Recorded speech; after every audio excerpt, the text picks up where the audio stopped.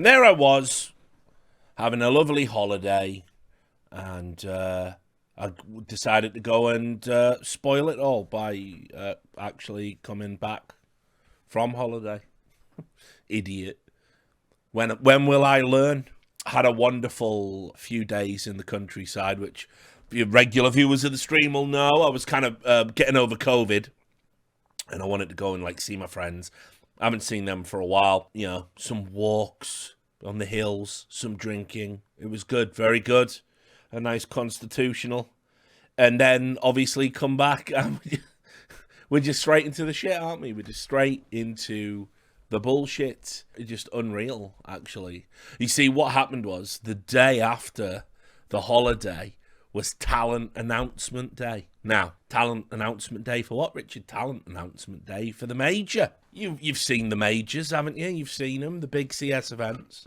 Worked one or two of them myself. The only person to be a host, analyst, and caster at the CSGO majors. Some would say a versatile broadcast talent. Not so much today. Not the Zoomers. They don't seem to like that so much. But anyway, so I got back, and PGL have done their talent announcement. Now, I was never going to be at this major, right? We all know that, right? We definitely established that, right? I said that in November, literally in November after the last major. I said, I will not work the next major. This was probably my last major and indeed my last event, barring working one LAN with like Harry and Hugo and Launders and Scrawny, because I'd really like to do it because I respect them as talent. But for me, it's my time's been and gone. I'm not going to be like those old fucks from previous generations that held on a little bit too tight. I also did a pretty much scorched earth policy because I thought the Stockholm major was handled poorly. I put up, there's a VOD of me on the day after the major talking about it. There is the famous green room edition of By the Numbers talking about it with Thorin. Despite that, to PGL's credit, PGL said eventually, we acknowledge that some of these things might have been wrong, and we're sorry that it might have soured our working relationship. And, you know, listen, if you're interested, well, we can find a place for you at the next major. And I said no again. I said no, I've made my statement public. It's good that we can reconcile. I will run the No Majors Club as an official stream, and let's just move past Stockholm. We'll always have Stockholm syndrome. And so I said all that. It's all publicly available.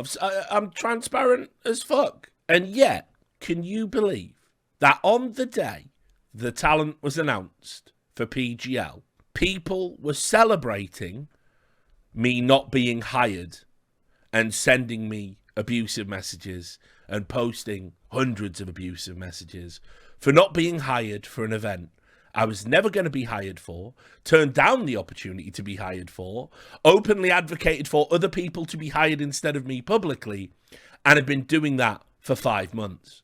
I don't get it. I don't get it, guys. I'm very confused because I'm getting mixed signals. Right? I've got to be honest with you guys. I am getting mixed signals now because I'm a boomer, right? And I'm irrelevant, right? I haven't done anything worthwhile in esports for years, for ages. All I ever did was iBuyPower, right? I only got the hosting jobs because of like cronyism, right? And nepotism, probably. Got family members no one knows about. So, okay, cool. That right? Dear League of Legends fans that are still obsessed with me 8 years later. That's all true. Why is it every single solitary fucking time there is an announcement of this nature, the debate is all around me? Now, I want to put it in context because some people said this was a bad take from Richard Lewis. On the same day that the talent announcement came out, later in that day, Zeus, the legendary Brazilian coach who's been associated with the two most successful teams in North America, as well as a glittering career back in Brazil, and a wonderful guy and a friend, had a heart attack An actual heart attack, not an esports heart attack. What do you mean by that, Richard? You know, people have a tendency to exaggerate, don't they? They take the picture of them in the hospital bed, just had a heart attack, and you didn't. You had a panic attack, or you had a flutter, or you know what? People do this, whatever. They know who they are, it's fine. But no, a very real, near fatal heart attack. And in fact, I talked to him. Good news is he's on the mend now. I talked to him yesterday. And he said, listen, I got lucky. Yeah, real lucky having that heart attack at 34. He said it happened literally, coincidentally, as I was passing. There was like a hospital 15 minutes away. And if there hadn't have been, the doctor said, if it had been further out, I'm just dead. There wouldn't have been enough time. So, you know, I like Zeus. I consider him a friend, right? And I think he's made a stellar contribution to our scene overall, and I'm wishing him a speedy recovery, and you know, God willing, if he's feeling up to it, he'll probably even drop by the No Majors Club. He said he's going to be watching the games in bed anyway, so why not? And anyway, I made the point, right, in my sheer audacity, I made the point that isn't it weird that the talent announcement, right, and subsequent threads about Semler, which got locked, about Sadikist, which didn't get locked but should have been locked, about the original announcement itself, and a thread I'll just show you, just to let you know how ridiculous it is. A thread entitled, Why Do You Hate Richard Lewis and Thorin? They all generated approximately 800 to 900 comments. And in the similar space of time, that Zeus thread barely got 110.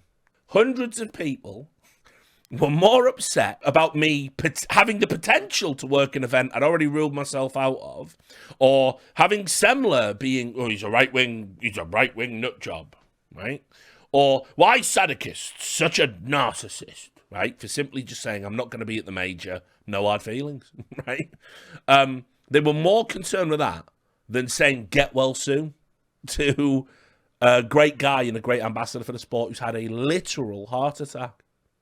Yeah, and that is the state of esports, guys. And listen, I'm sort of through pretending that my jaded demeanor is some sort of comedic affectation.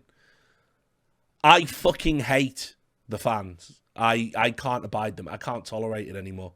I fucking hate them. I hate this generation of esports fans that think every day is just sticking their piggy little Zoomer faces into the drama alert trough of just nonsense. Villain of the day, garbage. Yeah, I just can't abide it. I can't abide it. And I've got to be honest as well. Seeing all of my work just invalidated, 16 years more of work, of broadcast work, completely invalidated, told I'm terrible, that I have no place, I was never good, everyone's better. Listen, congrats, guys, you hurt my feelings. Congrats. You upset me to some degree. Well done. I suppose my bad. I do deserve it. I do tweets you don't like on occasion. So yeah, you won. Good job. You made me feel sad for a bit. But then, let me show you this thread first, just to show you it's real. I don't know how a thread like this just gets to stay. Well, I do know how. Right? Here's the thread.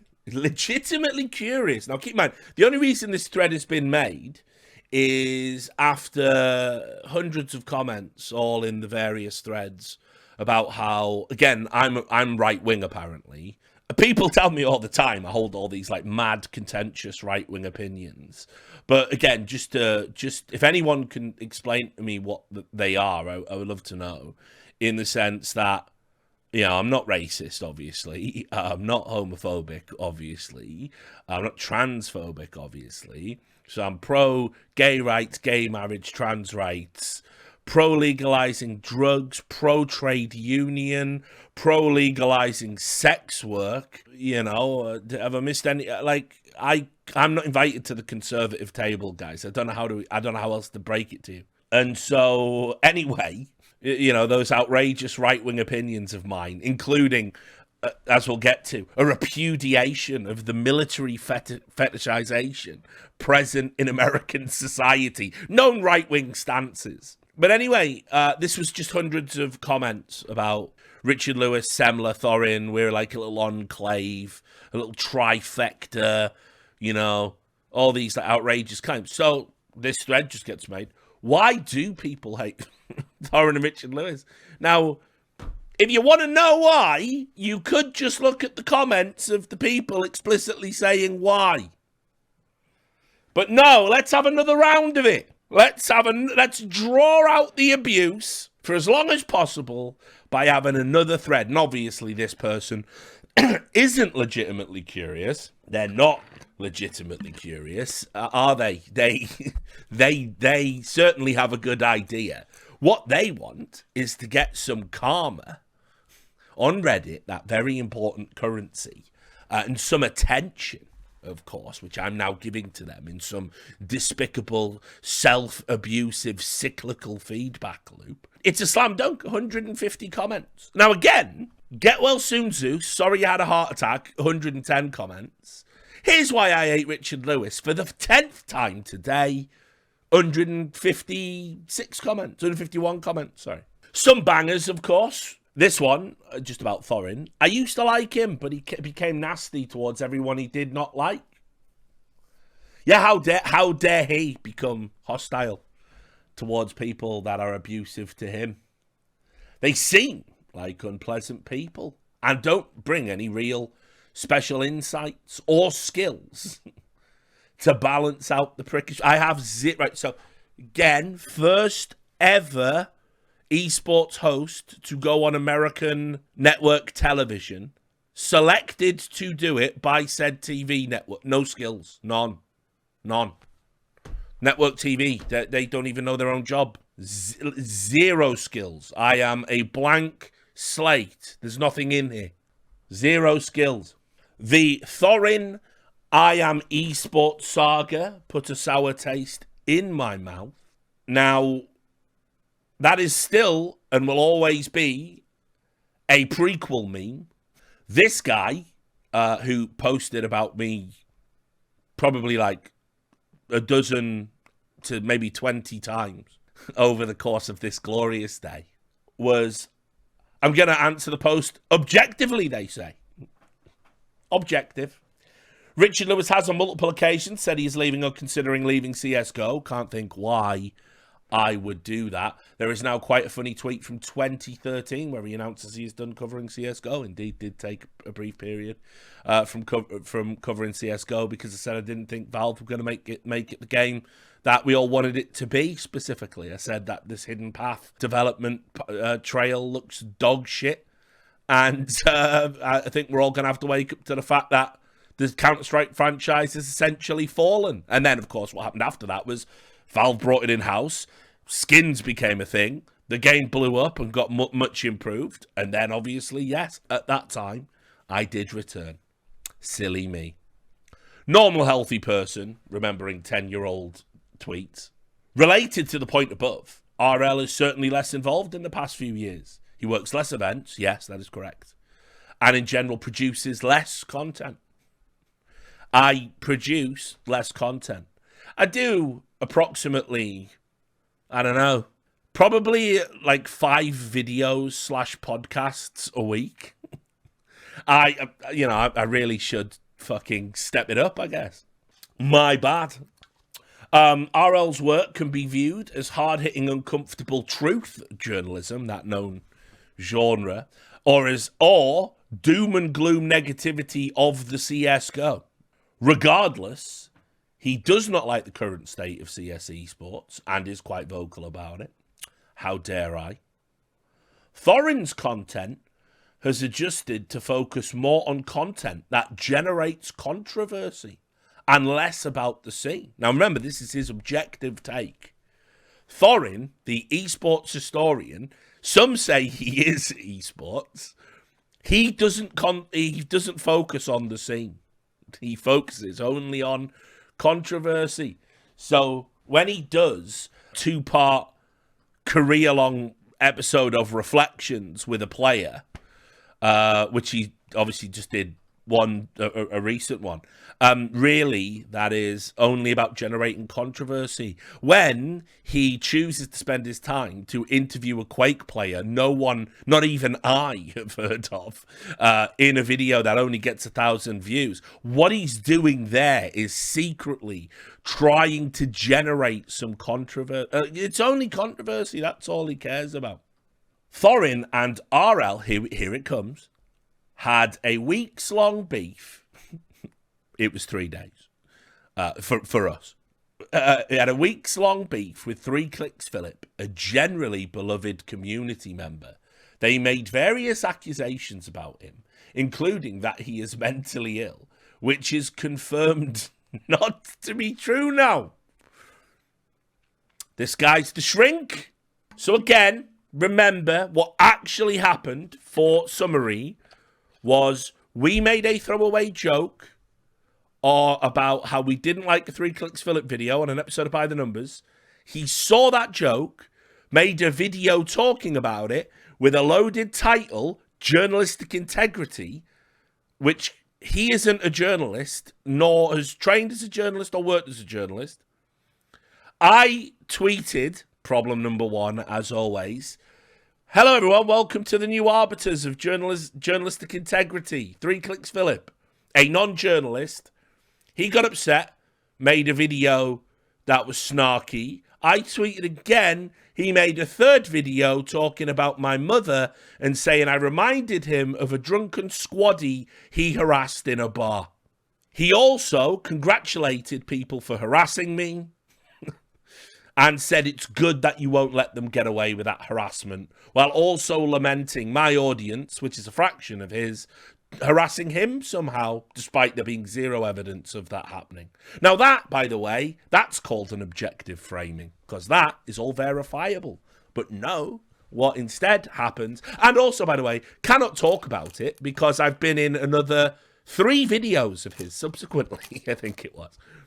Yeah, I wonder which one of us is upset by this. Thorin has publicly called for the removal of all women's CSGO events with no exceptions. Now this one, he's made a bit of a mistake, which I'm sure is an honest mistake.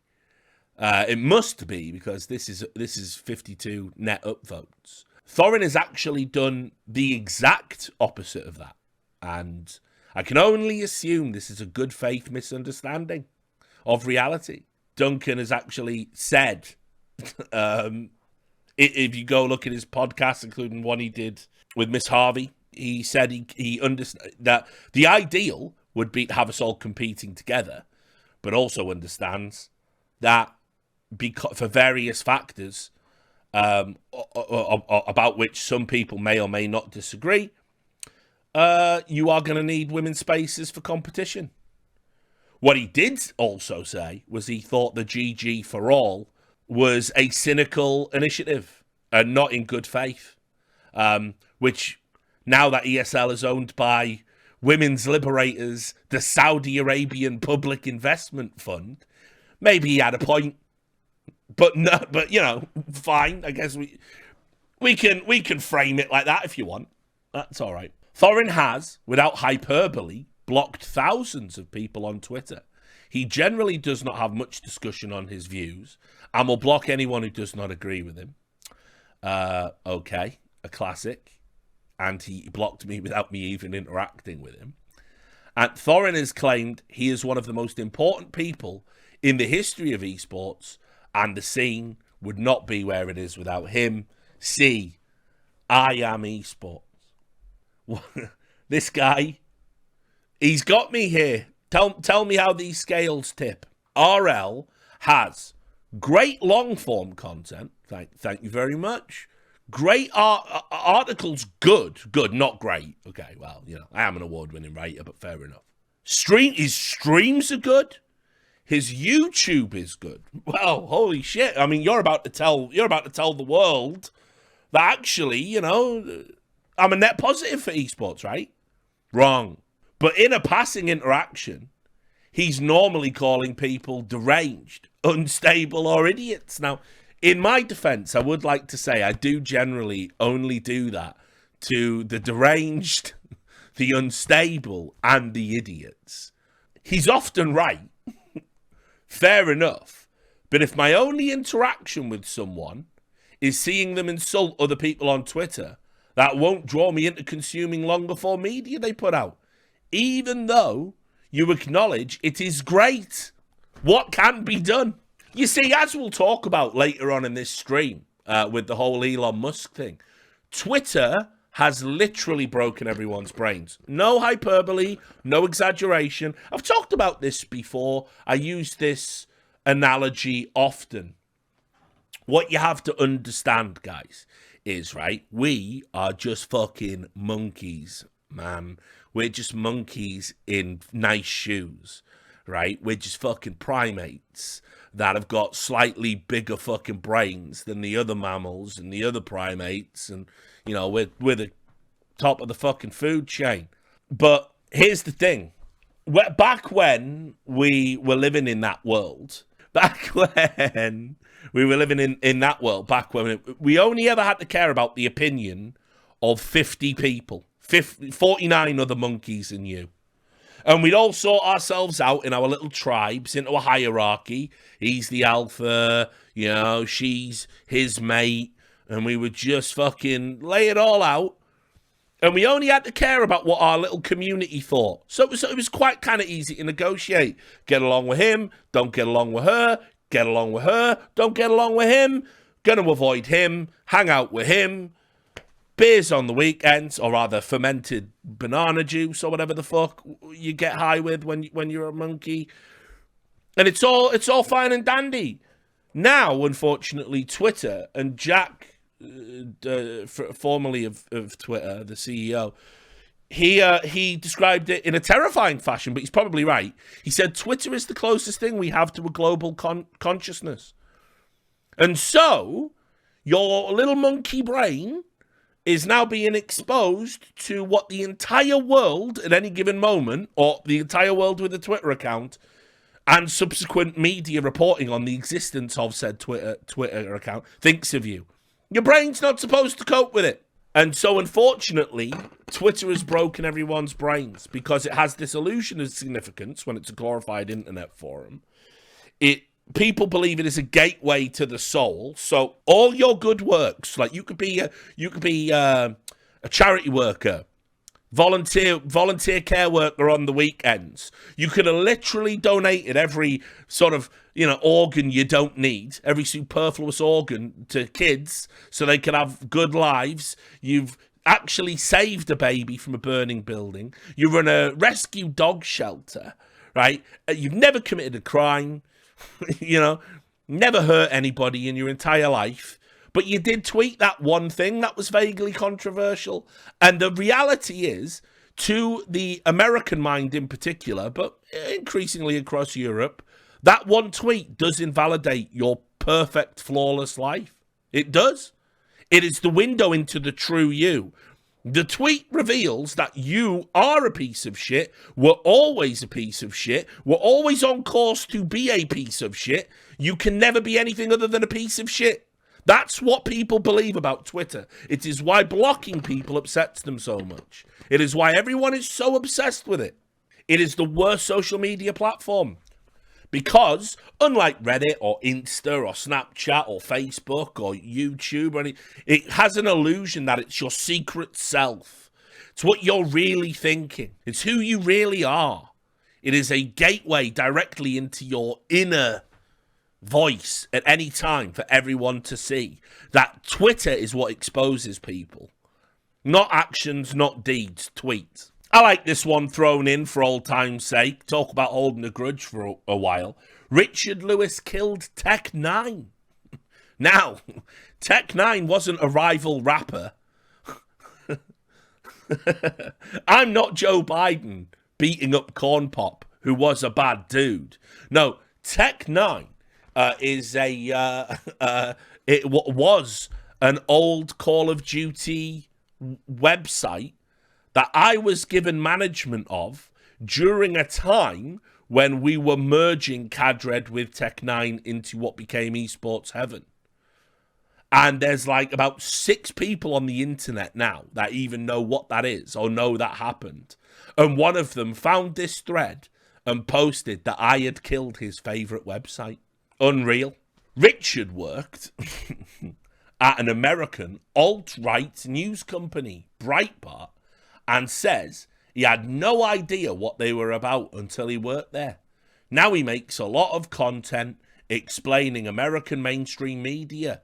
Fam, if you don't know what's up with Breitbart, you clearly have not, which, by the way, you've just invented. Although I will say, Andrew Breitbart, had close to 0 cultural relevance in the United Kingdom. So, just want to let you know that. And I say that, by the way, as someone that covered American politics while I was living in the UK. Breitbart wasn't a name that came up with any great frequency, outside of all that Tea Party nonsense. One of the articles he wrote literally says there is no such thing as rape culture. He not only knew what they were about, he holds many of their views. He's just more careful about how he phrases them now. And when him working there comes up, he will just say, "No, I didn't," trying to pretend it didn't happen. Now, this is from somebody who I suspect was arguing with me on Twitter and created a burner to say these ridiculous things after they got blocked without any reason. I've never denied working there. I've got a video on my channel explaining why I work there. I've talked very openly about. I was only 6 months in a tech vertical, and by the way, the article that person is referring to is an article called 5 Ways the Social Justice Movement Can Regain Credibility in 2016, I think it was. And they didn't listen. They didn't listen. It was a very good blueprint into, how to win people over, win hearts and minds, and bring them over to your cause. And one of the points I made was, stop saying that it's like that there's no consequences for rapists and that everyone's like all high-fiving and we're all secret sexual assaulters and all of this stuff. And it was pre the Weinstein revelations and stuff, pre the Me Too movement, I think. So it was just like, I think one of the surefire ways to be ostracized by everyone in society, and quite rightly so, is for it to be true that you're someone who sexually assaulted someone, molested someone, touched someone against their will. Certainly if you're a rapist. I don't consider that doesn't scream rape culture to me. So I guess I do sort of still hold that opinion. Sorry. And no one even uses that phrase anymore or talks about it, because I think we did make a number of significant improvements as we went forward. So now, have we solved the problem of men being pieces of shit? No, we haven't. Anyway, I've got a debate friend. Didn't even know. I have been debating with Richard Lewis online. He's like a pen pal. I didn't even know I had a pen pal. I have been debating with Richard Lewis online. Good to see you again, my old chum. Like, we're not fucking Magneto and Professor X, are we? What are you talking about? I don't even know who you are. Another more chess, Xavier. Like, what I don't know who you are. I've been debating with RL online that he can't just come out with statements without having anything to back it up. He called a cheat buster weird, and I asked him what made him say that. He responded with basically, I being an idiot. It's weird. You ever noticed how that happens, by the way? If you're calling someone a moron or trying to explain how you're not a moron, your English immediately just goes to shit, thus lending evidence to the notion you might actually be a moron. You ever notice that? Humans are such flawed beings. I don't like Thorin since he throws players under the bus, spelt like bussy. He throws players under that bussy. I can't believe this is my life. He throws players under the bussy quite easily if they have had an bad session. In my opinion, that just fuel the horrible culture we already have in CSGO and brings up bad sportsmanship. You can have a bad session and still be an amazing player. In short, I don't see what they add as value to the scene. And I personally see them as frauds. Frauds with their expert opinion. He's done me there. I am a fraud. Thorin is funny on camera, but a stupid dickhead besides that. RL is unfunny on camera, and a stupid dickhead on top of that. In many ways, PGL should have brought me out at the last major and just shot me on camera, I guess. Guys, he's got no skills. He is completely irredeemable. And this is America. Don't catch me slipping now. And then they're both entitled as fuck. Like this one. Because they are going to read all of this. See, this guy's got me there. He's done me there. 4-dimensional Jenga from this guy. They're going to read all of this and then talk about how CSGO fans on Reddit suck and all that stuff. Also, they ruined every chance for a real professional career for a very cool FPL player named Lobanjica. Now, what you don't know, I never got round to doing a stream about this. Lobanjica decided he wanted to rewrite history, right? And he did a media tour where in his native language, I forget if I don't want to get it wrong because he's big and strong and he'll get upset. He's already said that he's willing to meet me in Spain to fight me. He's willing. We fly halfway. I meet you in Spain. We have fight. So I'm all right, mate. It's fine. Anyway, he did this media tour where he was saying to people he could have been a pro when he was on Imperial, but I ruined his career by first of all saying he's shit. Spoiler, that remains true. And also by lying about him. And what had really happened was Imperial picked him up because Esperanto wanted him on the team, and Esperanto was like their star player. Somebody then posted on Reddit, have you seen Labanjica's tweets? Which I certainly did highlight. I won't lie. Oh, but Richard, you're against cancel culture. Yeah, but I'm a hypocrite and I will weaponize it against my enemies. Sorry. Curse you! At least I know I'm a piece of shit. So anyway, I did highlight it. I did do that. But he did also... I didn't write the tweets. And the tweets weren't very nice. The tweets involved the N-word. And some were rap lyrics. But we also know by today's standards, that's not going to save you. Just ask Kendrick Lamar. The other thing was... he was very weird and sexually aggressive towards a female employee at Imperial, suggesting that they should go on a date and then said, kidding, you're too ugly. It was something insane like that. And, of course, Imperial were like, yeah, actually. Now, I don't want to bring this up again. I don't want to bring this up again. You know, I remember when he joined Rivalry and went at the same time when they sponsored both of us, and the Rivalry manager said, listen, he said some pretty mean stuff about you. Like, are you all right with that? And I said, dude, like, whatever. It's just, there's no, I don't want to take anyone's food off the table, even though I will weaponize that dastardly cancel culture against my enemies. But I didn't ruin his career. He barely had one anyway. To ruin it was a week long. And then, this is just as cringe, by the way, because they spit facts and the establishment can't handle the facts. That's just as cringe. Please don't defend me like that. Please. It makes my audience look like stupid little edgelords. I don't want that. Snarky ginger man and angry fat guy bad. And then goes, I don't know about that Richard Lewis. But fuck Thorin, he blocked me on Twitter for making fun of him for literally being silver 4 in matchmaking, which, by the way, he's never been in silver in his entire life. And the streams prove that. I like this one because this is a rare instance. Usually I get blamed for the things Thorin's done and said.